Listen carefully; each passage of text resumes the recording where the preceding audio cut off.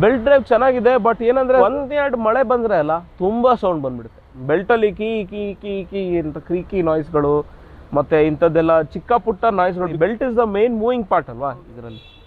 So ಅಂಥ ನಾಯ್ಸ್ಗಳು ಬಂದಿದೆ, but ಅದಕ್ಕೆ ರೆಕ್ಟಿಫಿಕೇಶನ್ ಇದೆ. ನಿಮಗೆ ಬೆಲ್ಟ್ ಕ್ಲೀನರು ಅಂತ ವರ್ತ್ ಕಂಪನಿದು belt plastic and rubber care ಅಂತ ಒಂದು ಕೆಮಿಕಲ್ ಸ್ಪ್ರೇ ಬರುತ್ತೆ, ಅದನ್ನು ಹೊಡೆದು ತುಂಬ ಚೆನ್ನಾಗಿ ಮೇಂಟೈನ್ ಮಾಡ್ಬೋದು ಬೆಲ್ಟನ್ನು. ಓವರ್ ನೈಟ್ ಇಟ್ಬಿಟ್ಟು ಅದೆಲ್ಲ ಮಡ್ ಸೆಟ್ಲ್ ಆಗಿ ಡ್ರೈ ಆಗುತ್ತಲ್ಲ, only the mud will remain on the belt ಅಲ್ಲ, ಅದ್ರದ್ದು sound when it touches the sprockets ಅವಾಗ ನಿಮಗೆ ಸೌಂಡ್ ಕೇಳಿಸುತ್ತೆ. But that's all. ಅದೇ ನೀವು ಆ ಸ್ಪ್ರೇ ಹೊಡೆದ್ರೆ ರೆಕ್ಟಿಫೈಡ್. ಇಬ್ಬರು ಹೋದರೆ ರೇಂಜ್ ಸಿಕ್ಕಾಪಟ್ಟೆ ಬಿದ್ದೋಗುತ್ತೆ. Almost 50 to 55% decrease in range for 2 people. ಎಲ್ಲ ಸೋಲೋ ರೈಡಿಗೆ ಕರೆಕ್ಟು.